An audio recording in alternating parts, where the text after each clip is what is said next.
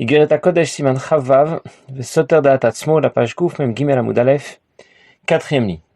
L'Admor Zaken a rapporté au début de ce siman un passage du Zohar qui était très difficile à comprendre.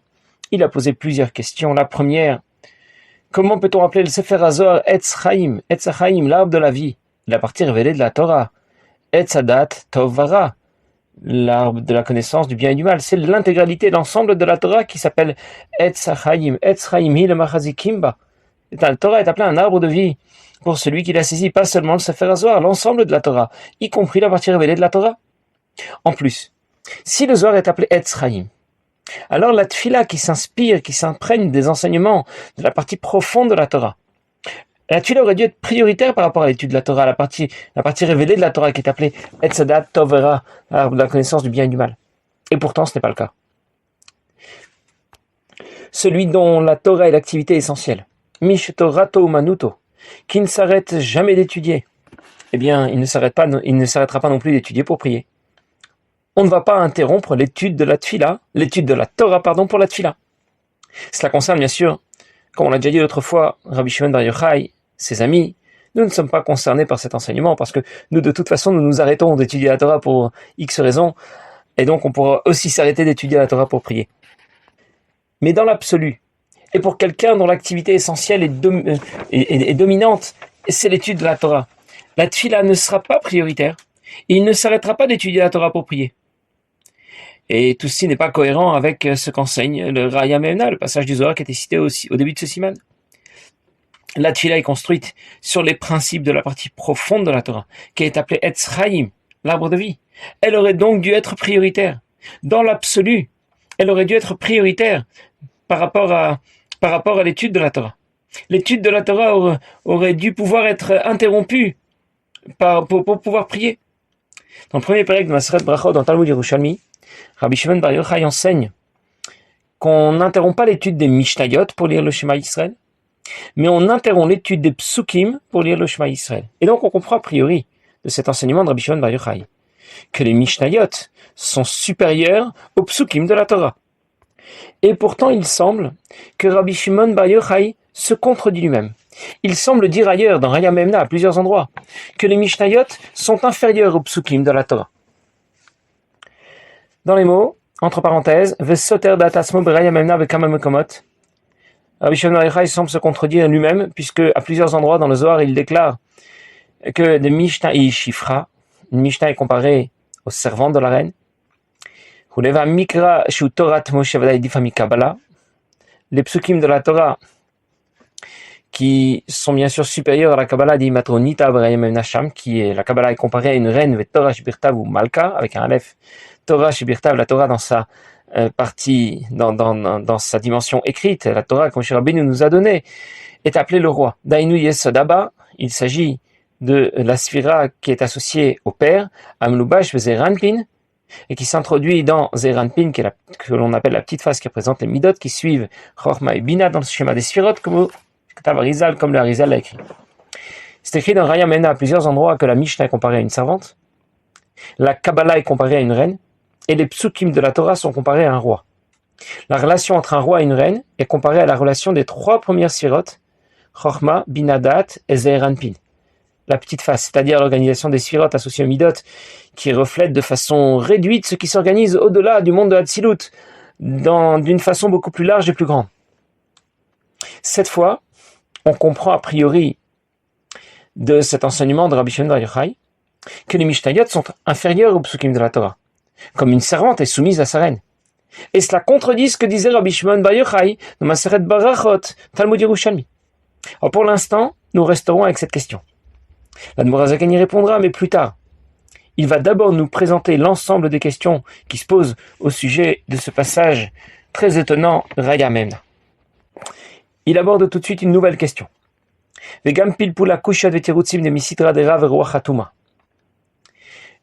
questions et les difficultés, toutes les discussions qui sont rapportées dans la Torah, dans la partie révélée de la Torah, appartiennent au mal, à l'impureté. Et pourtant, Rabbi Shimon Bar Yochai s'y est beaucoup impliqué dans l'étude de cette partie révélée de la Torah, dans laquelle on trouve des difficultés, des questions. Gam Yoto Bamara, même lorsqu'il devait se cacher dans sa grotte pendant des années. Et c'est précisément par le mérite de cette étude, de la partie révélée de la Torah, dans la grotte, qu'il a mérité d'atteindre des sommets. Kelita Bigmara, comme la Gemara raconte dans Mal Rabbi Pinchas Ben Yair à Kalkusha Kavdalet Perouke, qu'après être sorti de la grotte, il pouvait répondre à Rabbi Pinchas Ben Yair 24 réponses à toutes ces questions. Et il lui a dit qu'il a pu atteindre ce niveau et s'élever si haut grâce à tous ces moments qu'il a passés dans la grotte à étudier la partie révélée de la Torah, avec ses questions et ses difficultés. En plus, dans la grotte, il n'étudiait certainement que le Mishnayot, Tavresh, Sidre Mishnah, les 600 ordres de la Mishnah.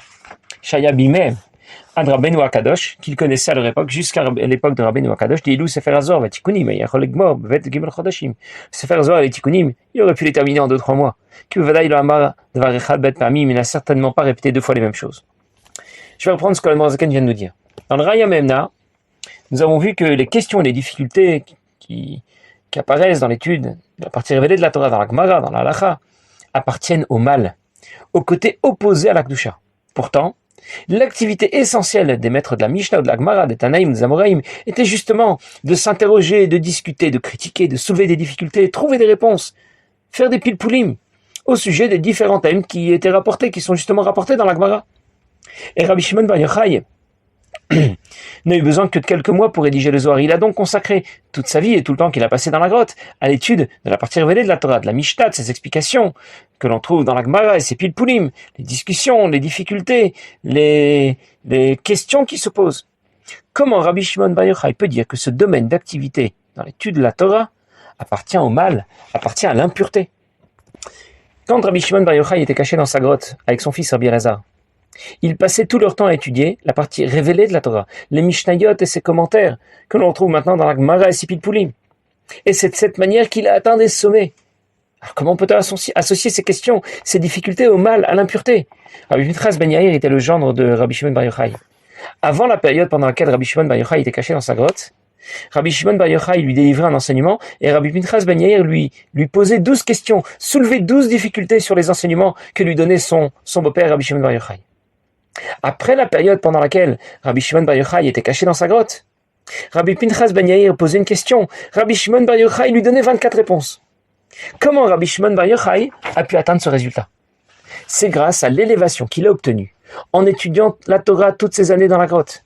La partie révélée de la Torah, avec ses questions, avec ses difficultés. Comment peut-on dire que ce domaine de la Torah appartient au mal, appartient à l'impureté? Rabbi Shimon Bar Yochai a séjourné avec Rabbi Elazar longtemps dans cette grotte. Ils enlevaient leurs vêtements toute la semaine pour ne les mettre que le Shabbat. Personne n'aurait pu réparer leurs vêtements, sinon s'ils s'abîmeraient. Et toute la semaine, ils s'immergeaient dans le sable pour des raisons de pudeur et leur peau est devenue sèche, tellement sèche qu'elle était complètement fissurée. Et quand ils sont finalement sortis de la grotte, Rabbi Pinchas Ben Yair les a vus. Il a vu dans quel état était leur peau et il a pleuré. Il a pleuré si fort que ses larmes ont coulé sur la peau de Rabbi Shimon Bar Yochai et de son fils, et ces larmes ont coulé donc dans les crevasses, les fissures de leur peau, et ce qui leur a provoqué de grandes douleurs. Rabbi Shimon Bar Yochai a dit ensuite à Rabbi Pinchas Ben Yair, si je n'avais pas étudié la Torah dans ses souffrances, dans ses difficultés, je n'aurais pas connu l'élévation qui me permet maintenant de te donner 24 réponses à chacune de tes questions. Alors, on a vraiment beaucoup de mal à accepter que les questions et les difficultés que l'on trouve dans la partie révélée de la Torah, dans la Gemara ou dans la Halacha, soient associées au mal, à l'impureté. On a plutôt l'impression du contraire, que l'étude de la Torah, de ces questions, de ces pilpoulim, ce qu'a étudié Rabbi Shimon Bar Yochai dans la grotte, plutôt associé au bien, à la pureté. Dans la grotte, Rabbi Shimon Bar Yochai et son fils ont étudié les 600 darim de Mishnayot. Les 6 darim de Mishnayot que nous connaissons faisaient partie de ces 600 darim. 600 ordres de la Mishnah. Les Mishnayot dont nous disposons, en d'autres mots, correspondent à 1% des Mishnayot qu'ils étudiaient à l'époque, que Rabbeinu Akadosh a ensuite contracté et compilé dans le livre de la Mishnah. C'est dire toute la richesse de leur étude. Et c'est ce que Rabbi Shimon Bar Yochai et son fils ont essentiellement étudié, les Mishnayot. Le Zohar et les Tikkunim, ils les ont certainement terminés en 2 ou 3 mois maximum.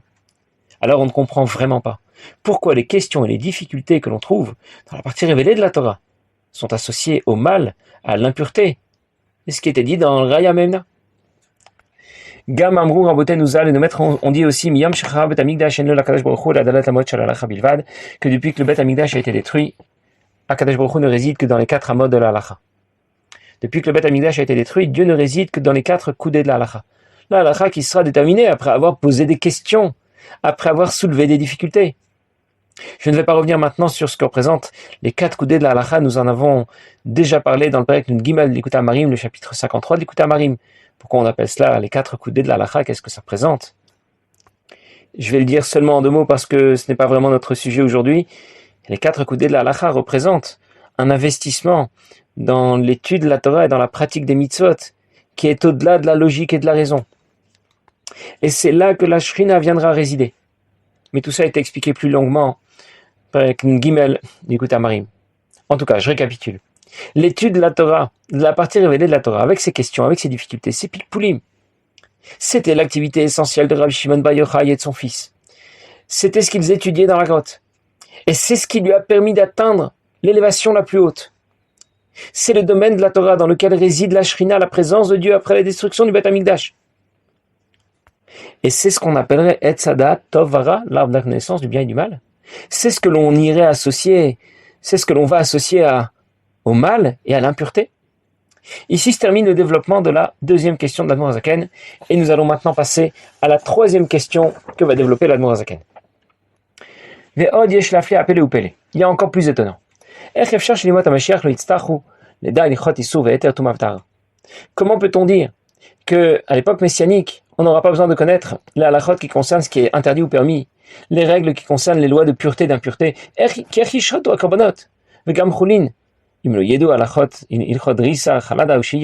Comment pourra-t-on procéder à l'abattage rituel des sacrifices ou même de la viande que l'on voudra consommer si on ne connaît pas les règles de drasa, chalada ou sheiya? Je vais y revenir tout de suite.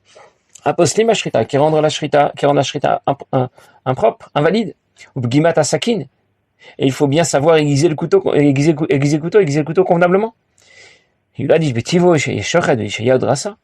est-ce qu'un homme va naître directement en sachant faire une shrita convenable, sans se tromper, sans faire les gestes qui ne la rendraient pas valable? Le couteau lui aussi va rester impeccable, ne va jamais s'abîmer, on pourra toujours faire la shrita avec, on n'aura jamais besoin de le réparer. Ainsi que toute la halachot qui concerne la cachalisation de la viande, dame, relève les graisses qui doivent être retirées, et toutes les autres interdictions qui se rapportent à cette catégorie de halachot. Dans le Raya Memna, c'est écrit que lorsque viendront les temps messianiques, Yemot HaMashiach, on n'aura plus besoin d'étudier la halacha, on n'aura plus qu'à étudier le Zohar. Et c'est très étonnant parce que lorsque le Beth Amikdash sera reconstruit, si Dieu veut très rapidement, il faudra y apporter des sacrifices. Il faudra leur faire la shrita, l'abattage rituel. Il faudra bien faire la shrita aux animaux que l'on souhaitera consommer. Et le shored aura donc l'obligation de connaître et d'étudier les règles qui s'appliquent à l'abattage rituel. Il y a 5 catégories de règles qui s'appliquent à la shrita.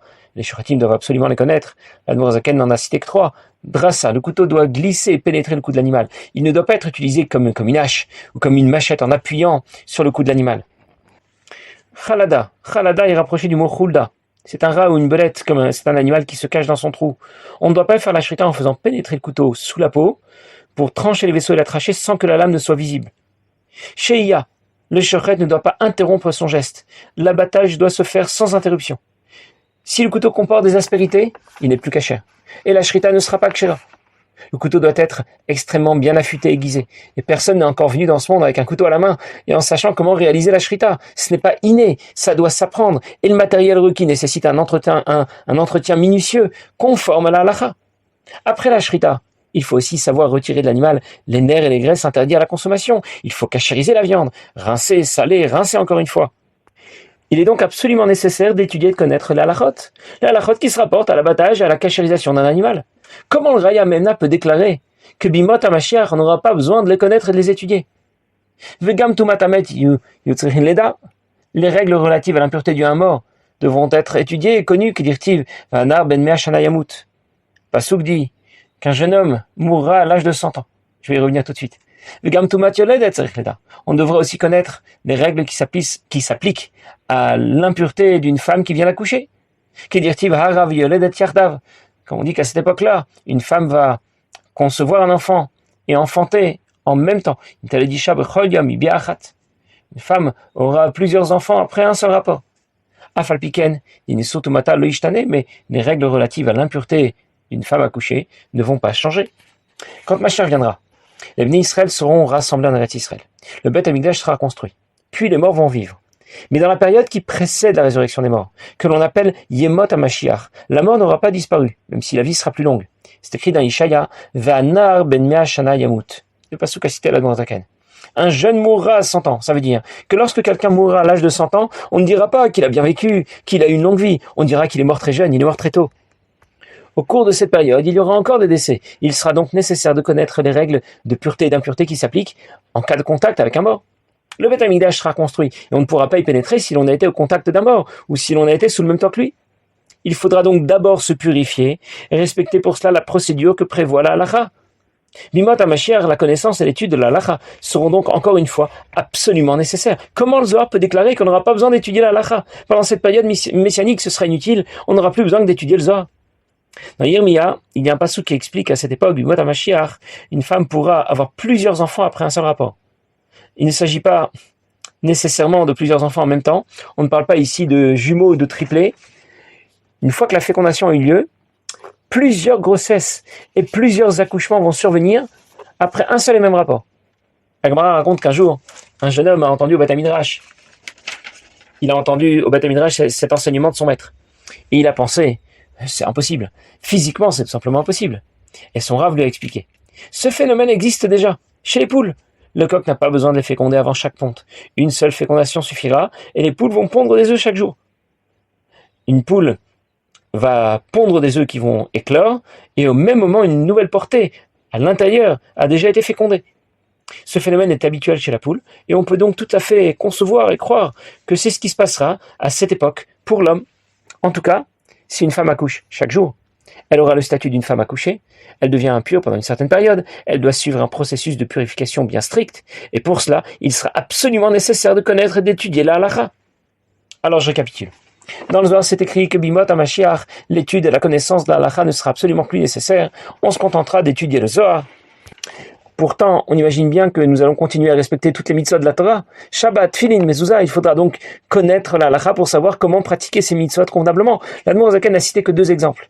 2 catégories de halachot qui seront indispensables, que l'on devra étudier et connaître. Les règles qui s'appliquent à la shrita et les règles de pureté et d'impureté. Alors l'Admor Zaken n'a pas encore terminé avec cette série de questions, il va encore développer une autre question avant de répondre et d'expliquer ce passage du Zohar avec l'éclairage de la Chassidut.